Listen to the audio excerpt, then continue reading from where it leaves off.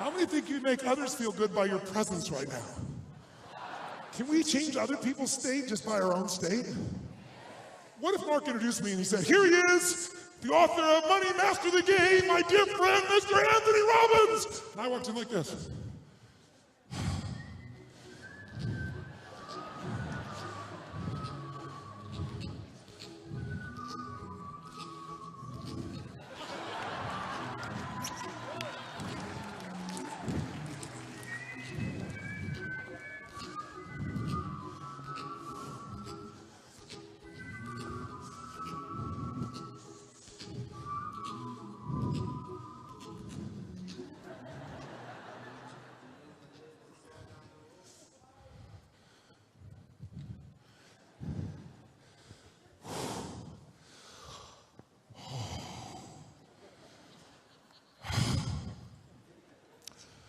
Hi. I'm Tony Robbins, and you're not. I'm here to share with you how you can have more personal power in your life. And over this next 6,000 hours of this seminar, who's ever been with somebody like this and you just want to shake them? Who's with me here? Say, I. How many of you know someone who can walk in the building and suck the oxygen out of the building? How many of you know somebody who can walk in the building and their presence alone changes everybody's state? Say, I. Which one are you? I'm neither. Oh, you're the lukewarm middle piece of shit? That's what you're telling me? How many think that we can all fall into lukewarm real easily if we're not paying attention? See, show hands. Even me. Somebody says, don't you have bad days? Hell yes, I have bad days. But my bad days are more bad hours than they used to be bad years. It's not because I'm so smart. It's because a state is like a muscle. If you build it all the time, a professional athlete knows how to do it. And the way you do it is by changing the way you use two things, just so you're crystal clear. All we did here was make radical change in the way you use your physiology, which is a fancy word for your body. But the reason I say physiology rather than body, because you can change your physiology by what you eat. Low blood sugar, high blood sugar. Hydrate, it'll change your state. Many of you are irritable because you're dehydrated, because most of us, when we're dehydrated, we're not thirsty. That part of us turns off, ironically. Sometimes you think you're hungry and you're just thirsty, because the apostat is right by the area where you get satiation or lack thereof for water. You can change the look on your face. You can change, we have 80 different muscles on our face. 80! For most people, this is the largest area of unemployment in the country. They keep using the same facial expressions, so they keep feeling the same feelings over and over and over again. So there's two ways to change your state. Because by the way, how many think what we've done here might be useful for more than just today? Say I. What you want to do, by the way, would this be useful to do with your partner, with your lover, with your children? What you have to do is decide you're not going to be like anybody else anymore. And the way you do it is if you want new results, you know it only comes from new actions. But new actions don't come from ability. What people can do is amazing. What they will do is usually disappointing. And it's not because they're not capable, it's because they never get in the right what, my friends? The right what? State. They're not fully engaged. How can you change your state when you feel like hell? I have plenty of times I feel like hell. I went to bed last night 5 a.m., and my dear friends had me here early this morning for some sessions. I was like, are you kidding me? So I got to change my states. How do you do it? If you're committed, you got a standard. If you won't tolerate anything but your best, you make a radical change in your state. There's two ways. Radical change in your body, and it'll happen instantly. How many can feel in your body right now, you feel much better than when we got here before? Say I. And when you feel better physically, you feel better emotionally. And that affects relationships, and that affects performance, and that affects everything. So a radical change in physiology, and how fast can you change your physiology? How fast can you change your state? How fast have we done it here? How fast? In a heartbeat. Right now, in your seat, create a feeling of total excitement. Just be like a crazy kid. In your seat, just for 10 seconds. Go!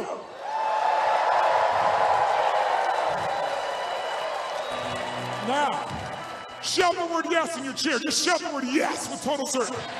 Say it again. Say it again. Say it again. Say it again. Say it again. Say it again. Say it again. Say it again. Say it again. Say it again. Say it again.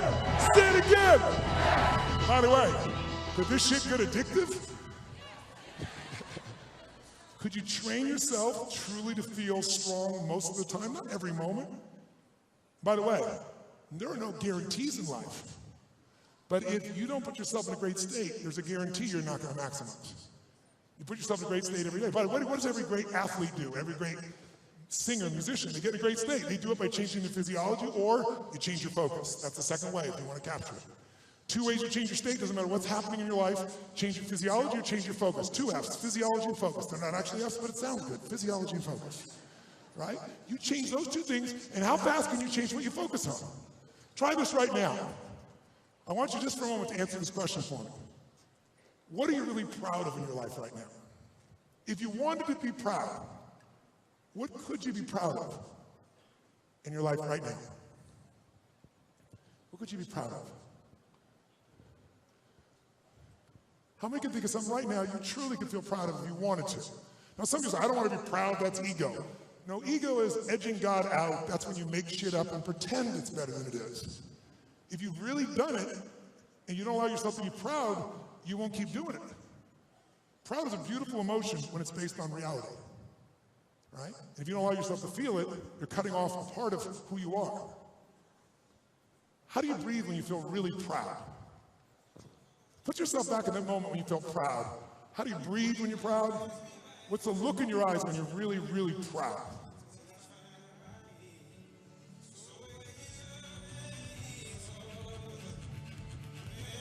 And then try for a moment. Does that feel good, yes or no? Raise your hand if you can feel it right now in your body. Wow, how'd you do that? All you did was change your focus. Let's try a different one. Think right now of something in your life you could feel really grateful for, if you wanted to. If you wanted to feel totally grateful right now, what could you focus on that would make you feel incredibly grateful? What could you focus on? Who could you focus on? If you wanted to feel filled with gratitude, filled with appreciation. How do you breathe when you feel filled with gratitude? How do you breathe when you feel blessed? Have you ever felt like there was a moment, somehow life had blessed you in that moment? It was more than you'd even done, something more had happened for you. I wonder what would happen if we took on a new belief that life never happens to us, it always happens for us. What if you believe that life is always happening for you, not to you? Even the pain was for you, because something beautiful, magnificent, expansive, deep, or growing would come from it. How do you breathe when you're grateful? What's the look on your face when you're filled with gratitude? How many can feel it right now? Raise your hand if you do. Beautiful. If I asked you to think of the single greatest sexual experience of your life. I know you have many, so pick just one. What's been one of the most sensual, sexy, romantic moments of your life? Don't say that loud. You know she's going to be asking it better than her. You are in deep shit. How many can think of a very sensual, sexy, magnificent, romantic moment? Raise your hand if you can think of one. How were you breathing then? What did you say? Were you very spiritual? Oh God, or do you tend to be more demanding, more and more and more? What do you tend to do with that? There we go.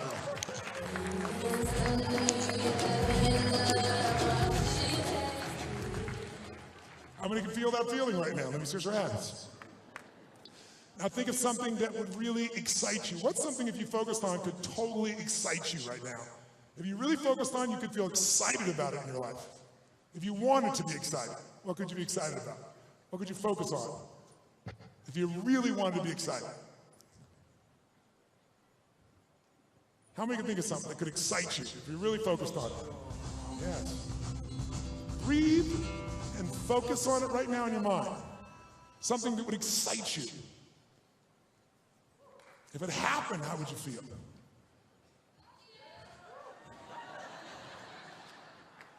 Make the sound what it would feel like if you were really experiencing it right now. Just making a spontaneous sound without thinking about it. What's the sound?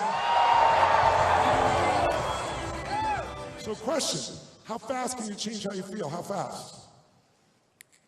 But it all starts with what I began with that story with my father. You have to take back control of what you focus on. And if you want to engage other people, you have to change their physiology or their focus. Do you get it now? If you're in a terrible state and I'm here to try and help, I might say to you, come here for a second. Yeah, come here. Let's talk about this for a second. Now, when I get him up and walking with me, guess what I just did? I'm going to change his what? His what? Come on, quick. His physiology, which is going to change his what? State and his motion, right? He's already wondering, where the hell are we going? What is this about? Why is this giant man got his hand on my heart? What the hell does this mean? You're in San Francisco? It means a lot of things. Go have a seat. So give him a hand, ladies and gentlemen, please, give him a hand.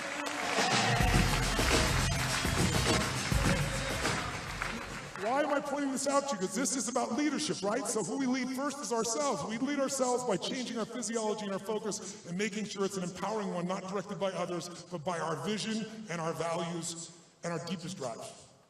But also, if I want to serve you, I have to be able to change your state. And to do that is very easy.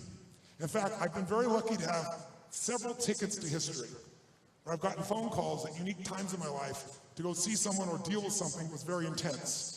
Whether it be Princess Diana at a key moment of decision in her life, or President of the United States. I get the call when the kid or the adult, either one is suicidal, and knock on wood, I haven't lost one in 37 years. Got films, followed up with people, thousands of literally suicides in that case. So I appreciate the applause, but I'm telling you because people only kill themselves for a reason. They believe life is more painful than death. If you change that association in their body, they're not about to do it. No matter how unhappy they are.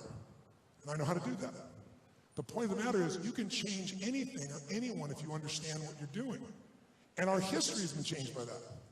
I had a phone call at one stage where I got a phone call from Bush Sr., President Bush Sr., and he called me up and said, listen, Tony, we're having this conference. We're taking 100 people there, and there are 100 people from all over the world, and now that the wall's dropped, it's like 20 years ago, he said, we're bringing these 100 people from all over the world we think are influential people, and we're going to talk about what needs to happen in the world.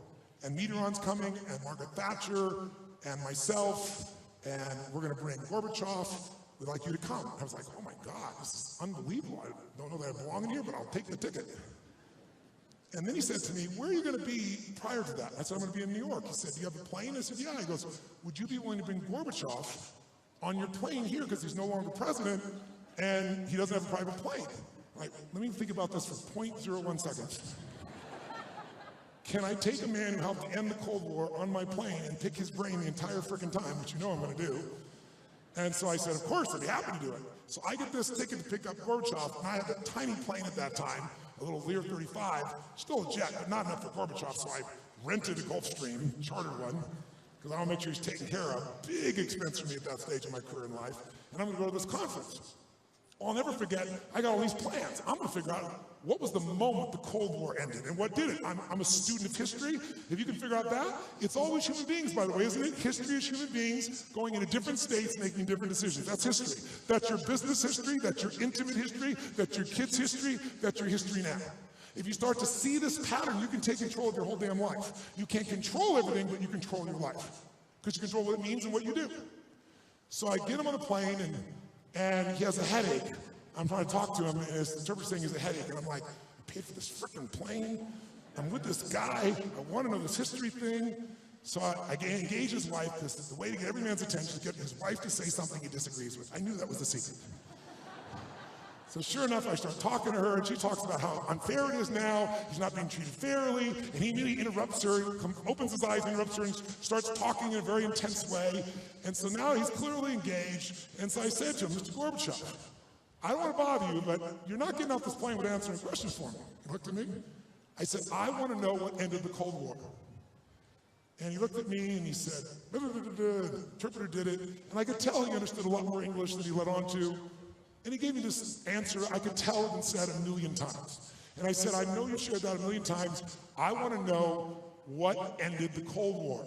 And you have 3.5 more hours with me until I get that answer. And I got him laughing. Which, by the way, what is that? Engagement. Different kind of engagement. Now, instead of just his head, I got his funny bone, I got his heart, I got him engaged. So as I got engaged, he goes, well, you know, he said, it was the end of demonization. I said, what do you mean by that? And he said, you know, at that time, Ronald Reagan had said we were the evil empire. And he was lecturing us. And I was lecturing him how things were. And we ended the demonization, that's when possible. I said, I get it, but I want to know the moment. What's the moment? What's the moment in your mind the Cold War ended? What was the moment? What made it possible? He said, no one had ever asked him that question, the moment. I said, well, I'm asking. And so sure enough, he thought for a while, and I'll never forget, he started smacking his knee like this and laughing like a drunk Russian with too much vodka. These little things going boom, boom, boom, boom on top of that. And he starts speaking to the interpreter, and the interpreter starts laughing. I said, what? He said, I'll tell you the moment. He said, I was with President Reagan, and he was lecturing me on the evils of capitalism, and I was on communism. I was lecturing on the evils of capitalism. He started getting more and more and more angry. And we got this point, he said, I felt like I was going to explode. And right at that moment, he said, Reagan stood up, looked at him, turned, took 5 steps away, and then turned back around and said, let's start fresh, shall we? My name's Ron. Are you Mikhail? And he started laughing and laughing. He goes, you had to love the guy. He said, this is a man I can do business with. And then Reagan, on his side, did something else that touched him. He knew the Gorbachevs loved children, and Reagan would never let a child be involved with the Soviet Union, and he brought children over. And that was the end. What was the end? Breaking somebody's state, engaging them at a new level. Now, I got to meet Mr. Reagan, President Reagan, worked with him briefly. He told me a different story, but he had a moment too, not that one. They were in Reykjavik together, and they were arguing about, you know, destroying long-range nuclear weapons, and he said they were going in this conversation, and it was very heated. I didn't tell him the conversation that was told to me. Different situation. He said very heated, almost identical argument, and he said what was happening is Gorbachev was getting madder and madder. His whole head was turning red, not just a spot and shit. Things are happening. And he said, Reagan said, I said to him, Gorby, let's go for a walk. It's freaking freezing outside. But think of the brilliance of this. He said, I got him to go on the walk. We put on our coats. Now, instead of across the table, we're walking side by side in the freezing cold, totally different state. And he said, on that walk, we made the first agreement to destroy the first long-range nuclear weapons. I want you to get what we're talking about here is your whole life. Technology is magnificent, but make sure you use it and it doesn't use you. Human psychology, human emotion, human engagement. We want to use technology to increase engagement, not decrease it. And technology doesn't care. Only you and I do. If we use it well, we can lead ourselves into a whole nother level of life. Our companies, our businesses, our families. We don't use it well, it can cost us really, really big. So engagement, our goal is to get people more fully engaged. So I want you to try something real fast. I want you to stand up and get yourself in a group of 3 people, real fast. A group of 3 people, real quick. Group of 3.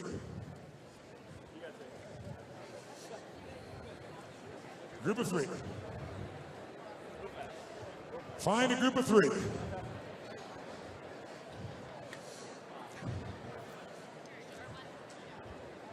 Okay, I want you to raise your right index finger towards the ceiling. Right, your right index finger towards the ceiling now. Right index finger towards the ceiling. Point to the leader of your group now.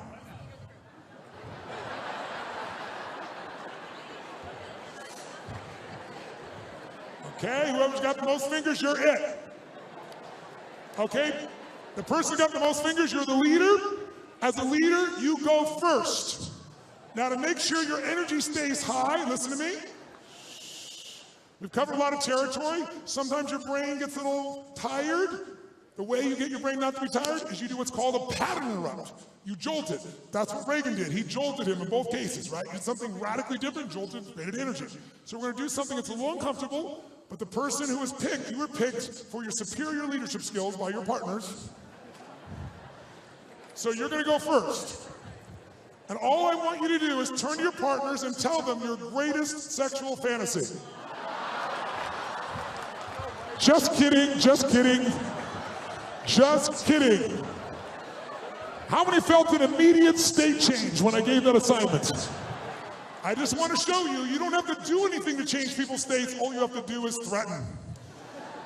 So no, all I want you to do is really simply this. I want you to tell the people, the next two people that are in front of you, and if you have paper and pen or your phone, you might want to grab it to capture. I want you to tell them a couple of things. I'd like somebody in the group to capture, so it could be the leader or anyone. I want you to capture. Someone should capture your list. And we're going to do this real fast. One of you needs to capture, or more. I want you to have your group go. I'm going to give you about 30 seconds each, and I want you to tell them, here's the first question. What makes someone engaging to you? You're all talking at once, so I have no idea what you said, but by your tone of voice, I know that shit bugs you. All right, is it true? How many had lack of trust is one of the things that'll turn you off when we start? How about deceit? How about arrogance? Right? How about engagement? How many people had engagement was passion? Or you felt they cared for you? Or love? Or generosity? The fastest way to engage, givers engage. Mark's a giver, I'm not just saying that because he's my buddy, you know it. Givers engage. This event has come not because he built a great company, because he's constantly engaging. And now the organization. If you're a leader, you got to create a culture of engagement. The greater engagement, the greater it is. And so there's simple qualities, there's human qualities here that have to be nurtured in your culture. Now, you're all leaders. Next question. Start with a leader. How would you rate your level of engagement with the people you lead and manage? 0 to 10, no bullshit. Where would you rate it 0 to 10? Second, what do you need to improve? Go.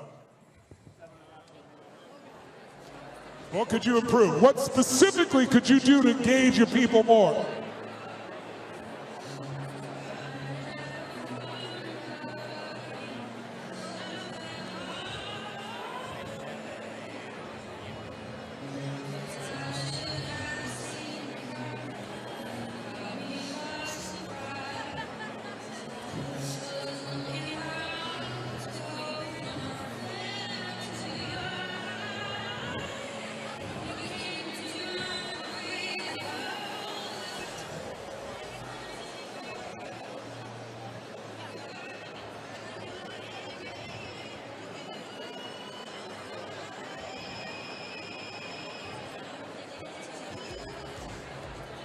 It's a great song.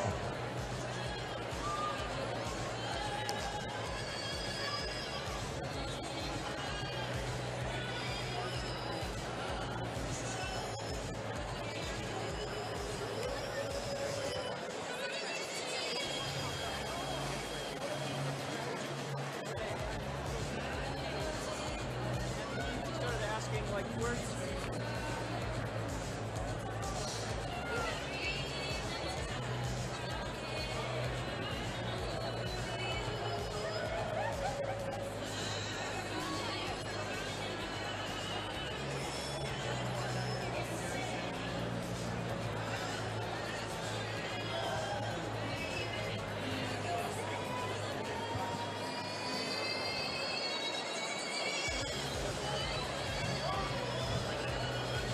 All right, stop if you would.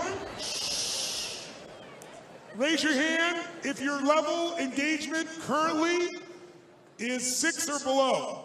If your level engagement is 6 or below as a leader, let me see your hands. Would that be acceptable for you going forward, yes or no? But you know what happens if we don't you can't manage what you don't measure. How many would agree engagement's got to be at least the top 4, 5, 10 most important things minimum for you to be successful in business and life? How many agree? Say aye. And how fast can you change your level of engagement? How fast? And the fastest way to change your level of engagement with another person is change how much you're engaged. You go in a state, you can engage anybody. But if you're not in a state, forget it. They'll feel it. It's empty. How many were at a 7? How many give yourself a 7? Is that acceptable? Not for you, not for somebody to come to an environment like this, work your ass off, not with some of your level of passion, but it'll happen if you don't measure it. How many were at an 8? How many were at a 9? How many were at a 10? How many were 11? Okay, now, here's the question. Let's go deeper just for a moment.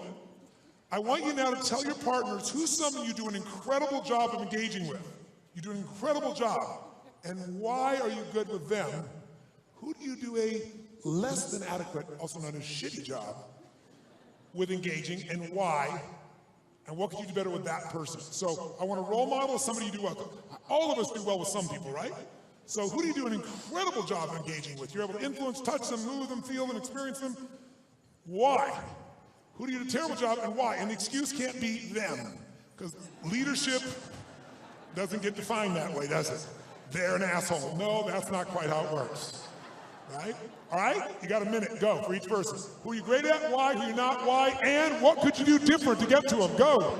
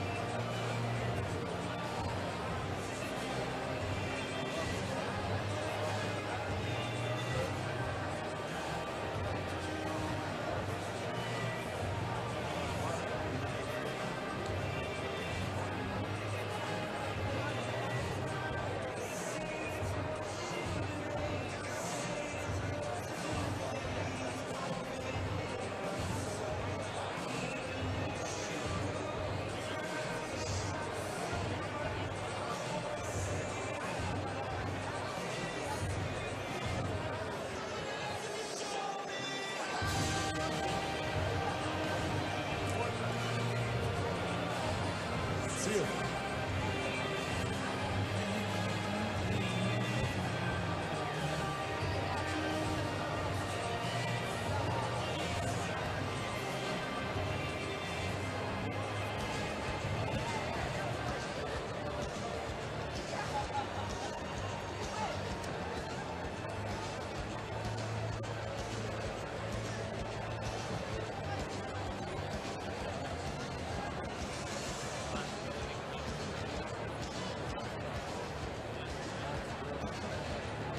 Okay, stop.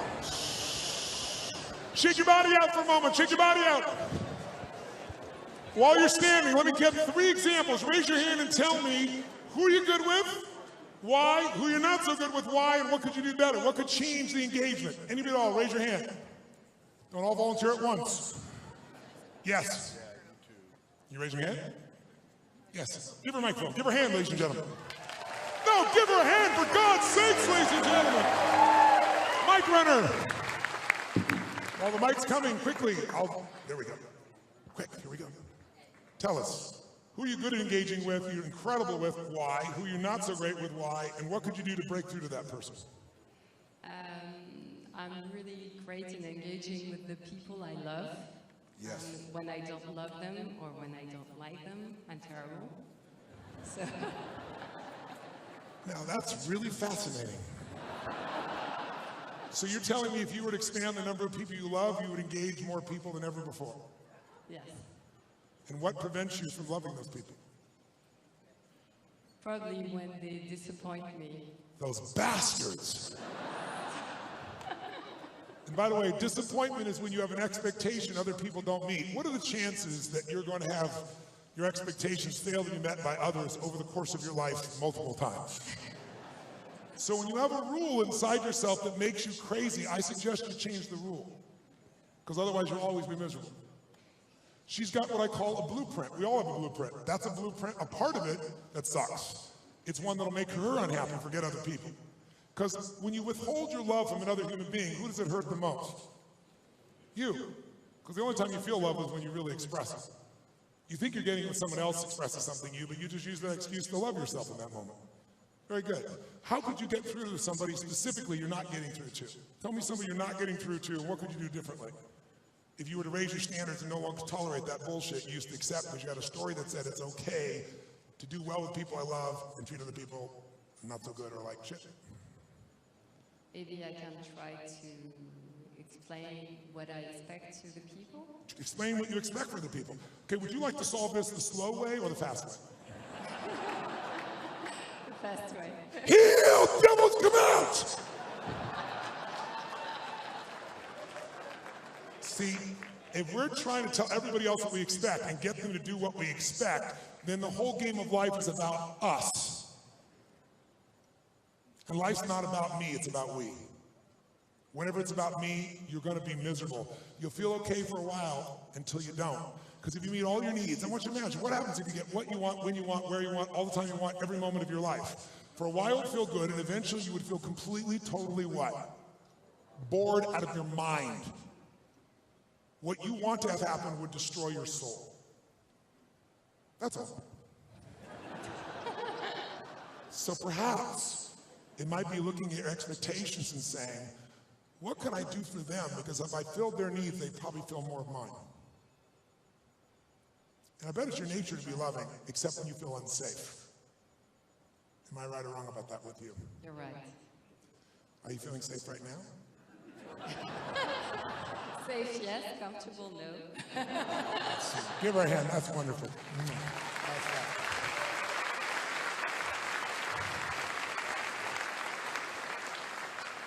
I've got very little time. I want to give you a couple things, but I want to make sure you got a strong state. You've been standing a little while. Standing's not a bad thing. I do it all day long. You can do it too, but for a moment, I'd like you to turn the person next to you on a 0 to 10. I want you to show that celebration in yourself like you just had the greatest victory of your life for no damn good reason. Point at the person next to you, say, I own you. I own you.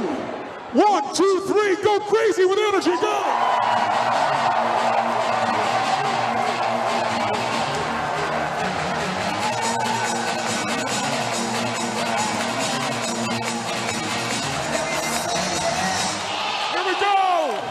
Yes!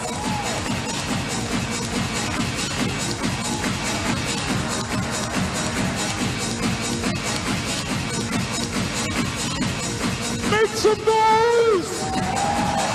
Come on! Come on! Oh! High five your partners, grab a seat real quick. Tell them you rock, baby. High five your partner, tell them they rock, grab a seat. Now in your chair, create more energy than when you're standing on a count of 3. 1, 2, 3, go! Make some noise!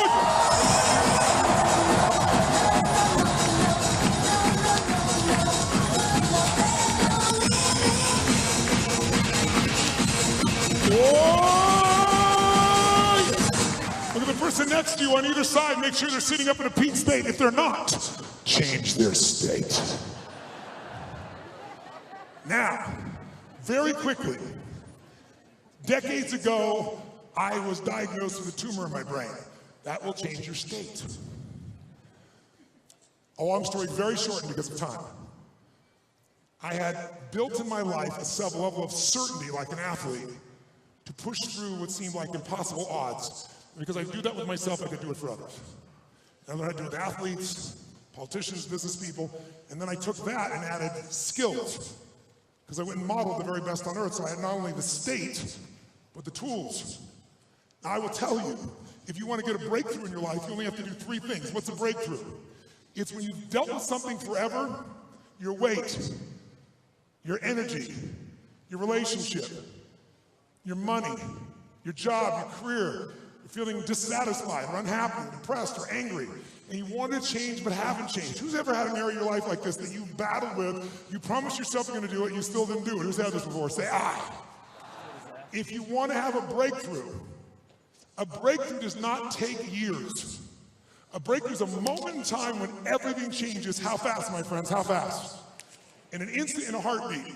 When people tell me it took 10 years to change something, I say, bullshit. It took a moment. The moment you finally decide. It might take you 10 years to get to that moment you said no more, but it was a moment. Who's with me on this? Say I. Like, for example, who here has ever been in a relationship way too long? Say I. And why did you stay? You knew what wasn't right. They knew what wasn't right. It was like, feeling like shit is one thing, but what if I'm alone and feeling like shit? So many people stay until one day they have a breakthrough. What's the breakthrough? Something pushes them over the edge. You always have the ability to change. It's not can you change. Change is never a matter of ability. Change is always a matter of motivation. Because if you have enough reasons, you will do it. And it happens in a moment. However, it's one thing to change. And change, you don't have to work at it. Your body's going to change over the years if you do nothing. People say, I want to work on managing change. Oh, Warren, isn't that wonderful? That shit's going to happen no matter what. Won't it? Is the economy going to change over the years, yes or no? Are your companies going to change? Is technology going to change? Are your relationships going to change? Is your body going to change? Change is automatic. Progress is not. Progress comes from conscious decision-making, an awareness of what you want and what you're here to give and what you're here to create. And if you want to make conscious breakthroughs, then you don't wait for the environment to make it happen. Then you got to decide, what do I want to change? What do I want to change now? And I'll very quickly tell you, out of decades and decades of working with literally millions of people, 50 million people I've worked with, 4 million in live events alone, I can tell you beyond a shadow of doubt, I can reduce it down. There's 3 things you need to do to break through. Jot them down, and if you want to break through, this is what you go do immediately. And I'm going to give you them to you in reverse order, meaning I'm going to tell you the least important one first because it's what everybody looks at first.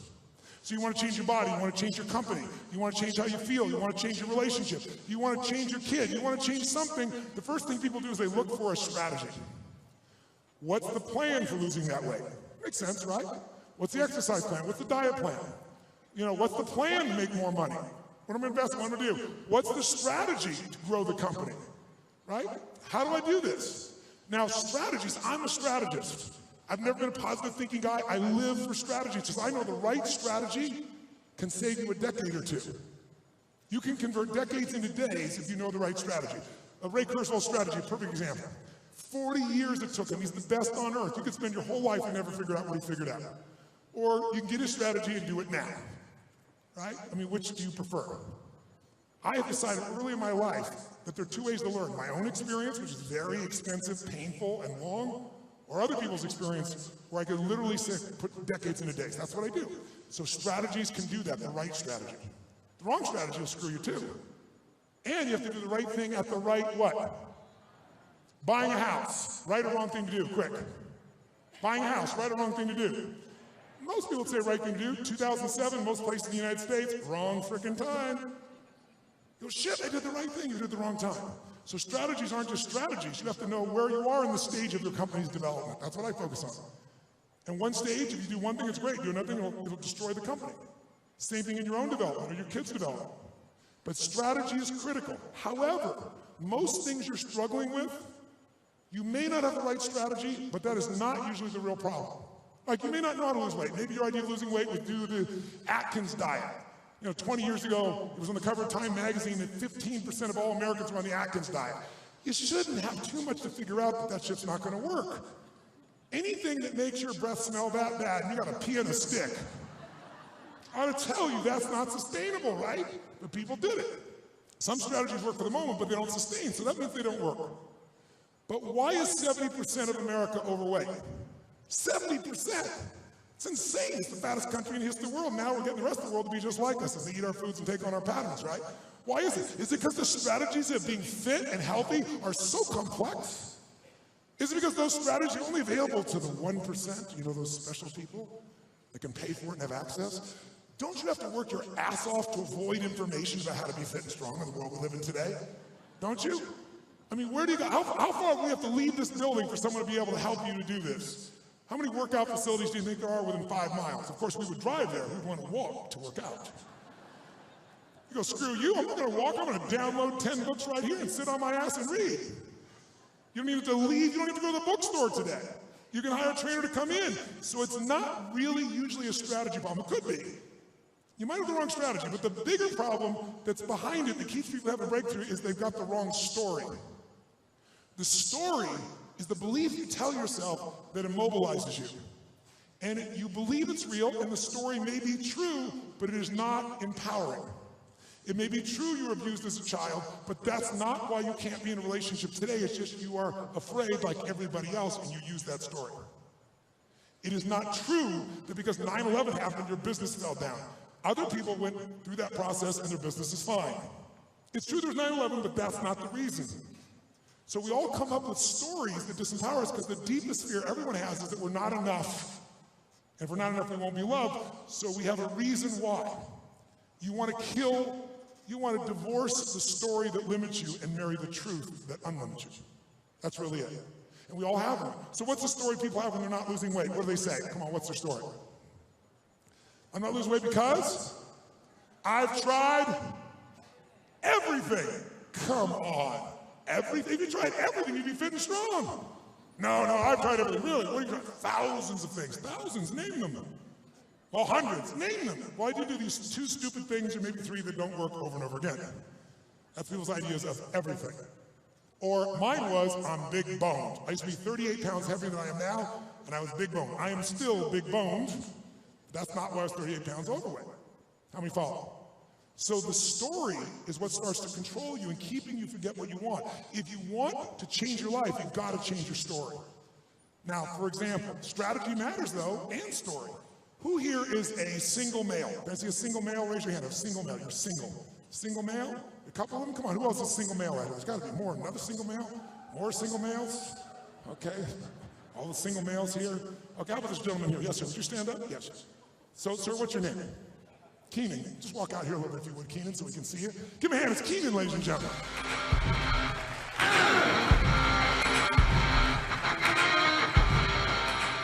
How you doing, brother? Good, man. Where are you from? Denver. All right, Keenan, tell me something. I'm sure you know the answer to this question. That's why I picked you. But if you don't, it's okay too. Keenan, you're single, right? Yes. Great. I want you to imagine you're out with a woman, you're dating, and you've been driving for a period of time. And she turns to you and she says, hey, Keenan, do you need to stop to pee? What do you say? If I stop to pee, yes. If I don't, no. Yes if I do, no if I don't. Okay, ladies, give him an auditory response to how that shit makes you feel when you hear that. Nice and loud.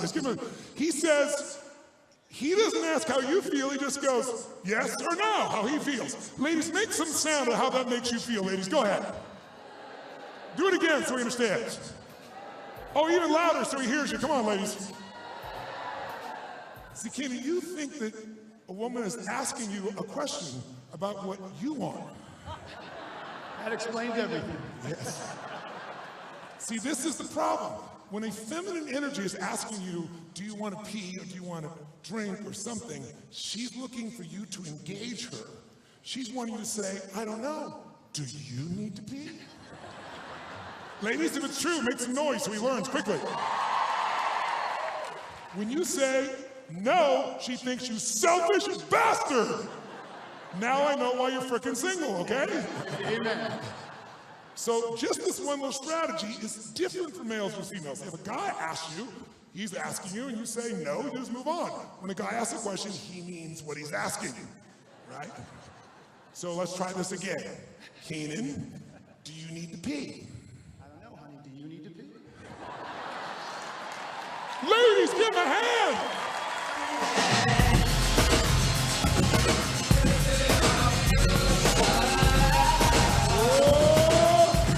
She'll say, I don't know. Now guys are like, who the hell does if you don't know if you're gonna pee?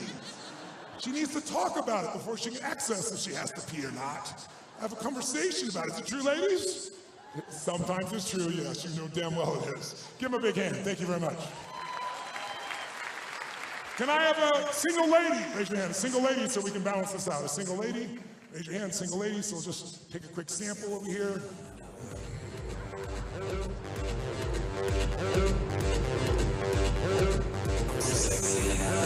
Give her a hand. Give her a hand. Now, I think you'll get this, so I'll just ask you. If a man, you're with a man, and you ask him, would you like to have lunch on Thursday? Maybe at 2 o'clock. Yeah. And he says no. Yes. Yeah. What does that mean? That's rejection. It's rejection. Yeah. So it means what? It means that we'll have lunch later, some other time. Oh, give her a hand for that, ladies and gentlemen. Very nice. But what is it? That's the salesmen that are coming out. But really, what do you really think when that happens? Oh, I'm devastated. You're devastated. Absolutely. Because it means what? It means that he doesn't like me at all. He doesn't like you at all? What else does it mean? Doesn't want to spend his time with Doesn't me. want to spend time with me? Something else is more important. Something else is more important to me. It's probably somebody else. There's probably somebody else. So let me help you. Here's what it means when a man says, I don't want to have lunch with you at 2 o'clock on Thursday. It means, no! It just means no! Nothing but no! I like you, but not at 2 o'clock on Thursday. Just no! Okay? Yeah, that's fine. Okay, cool. Gentlemen, if you agree, make some noise so the women hear you nicely.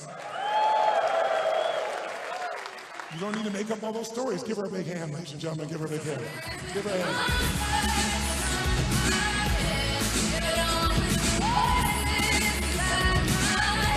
Oh! My point is simple. Sometimes you just have the wrong strategy. Him not knowing that strategy, get himself in some big trouble. Right? Her not knowing that strategy is going to create pain for herself that isn't real because she's going to focus on something and give a meaning, remember the first part of this talk? That will make her then feel like hell, and she'll make decisions in that, and she'll end up not in a relationship with somebody who actually she could be. The whole game is what you focus on, what things mean, and what you do.